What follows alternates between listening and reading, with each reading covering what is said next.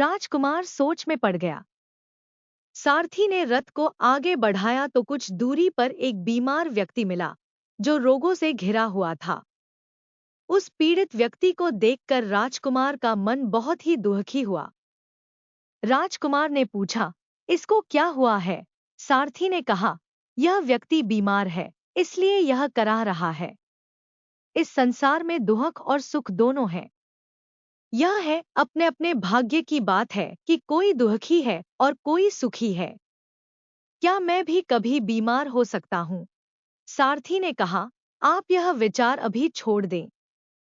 समय बड़ा बलवान होता है। ये सारी बातें कर्मों पर निर्भर करती हैं। चाहे राजा हो या रंक, सुख दुख सब पर आते हैं। अगर शरीर में कोई रोग आना है तो वह आएगा। यह सब सुनकर राजकुमार सोच में पड़ गया। सारथी ने रथ को कुछ आगे बढ़ाया तो सामने से 4 कंधों के ऊपर एक अर्थी को जाते हुए देखा। राजकुमार ने ऐसा पहली बार देखा था। उसने सारथी से पूछा, यह क्या है? यह आदमी मर गया है। यह मुर्दा है। जो व्यक्ति मर जाता है, उसको बांधकर श्मशान भूमि में ले जाते हैं। फिर वहां पर उसे जला दिया जाता है। राजकुमार ने कहा, क्या सबको मरना पड़ता है? हाँ, सबको मरना पड़ता है। यह मृत्युलोक है। जो जन्म लेता है, उसे कभी जग भी अवश्य ही मरना पड़ता है।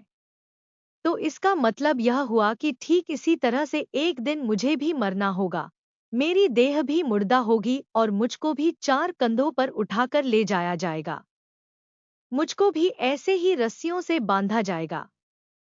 मेरे भी आगे पीछे घर के सदस्य रोएंगे तड़पेंगे और जिस संसार को मैंने इकट्ठा किया है, वह सारा का सारा मुझसे छूट जाएगा।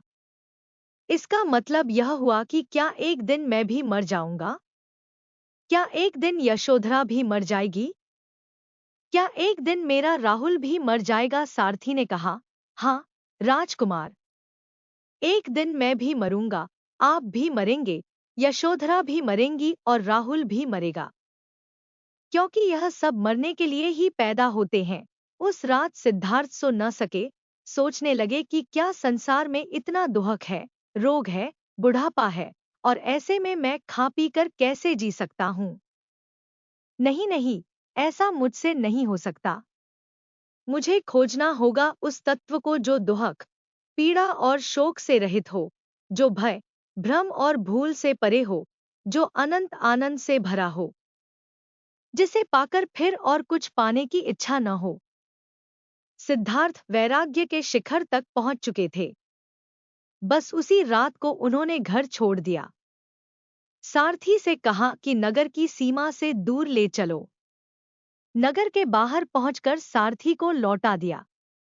फिर कई दिनों तक वन में चलते गए। एक घने पीपल के वृक्ष के नीचे आसन लगाकर ध्यान में लीन हो गए।